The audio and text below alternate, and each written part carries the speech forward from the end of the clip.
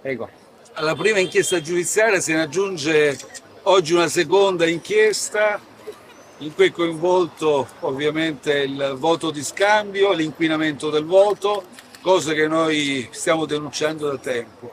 Per il Movimento 5 Stelle non ci sono le condizioni per svolgere seriamente le primarie. Riteniamo che il candidato, le ragioni che ci hanno spinto ad appoggiare il candidato La Forgia permangano immutate, anzi si rafforzano. Ci confronteremo anche con gli altri della coalizione, le altre forze politiche e civiche della coalizione per cercare di affrontare la campagna elettorale per Bari nel segno di un nuovo inizio, di un rafforzamento dei presidi di legalità, di massima trasparenza. Voi sapete che per il Movimento 5 Stelle l'obiettivo della legalità, della trasparenza, del contrasto di qualsiasi forma di corruzione, inquinamento del voto, lotta ai clan, alle mafie è una premessa indispensabile per poter dare un contributo politico. Se non c'è questa premessa noi non ci siamo, l'abbiamo detto sin dall'inizio.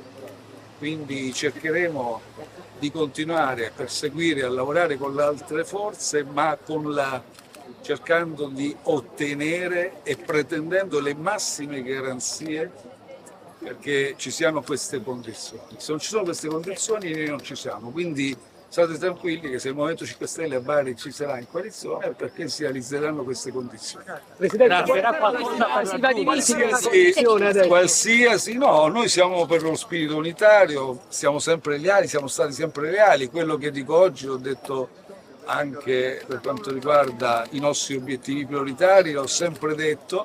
Tutte le forze conoscono il nostro DNA, conoscono gli obiettivi politici, conoscono le condizioni per noi indispensabili per poter lavorare insieme. Quindi da questo punto di vista, ovviamente permettetevi di rinviarvi adesso, tra poco abbiamo dato appuntamento alla popolazione in piazza, ho già anticipato agli altri esponenti delle altre forze politiche questa nostra determinazione e quindi spiegheremo poi più ampiamente adesso le nostre ragioni alla popolazione barese che qui oggi penso che verrà ad ascoltarci.